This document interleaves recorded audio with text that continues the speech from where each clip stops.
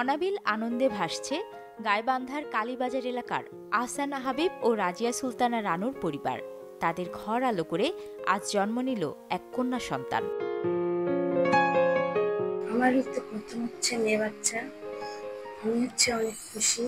সবার কাছে দোয়া চাচ্ছি আমাদের বাচ্চাটা যেন সুস্থ থাকে, স্বাভাবিক থাকে।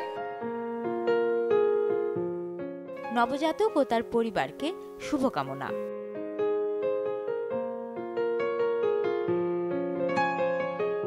প্রথম থেকে আমার ভরসা টুইঙ্কেল বেবি ওয়াইপস। এর অ্যান্টিব্যাকটেরিয়াল ফর্মুলা শিশুকে রাখে জীবাণু থেকে সুরক্ষিত।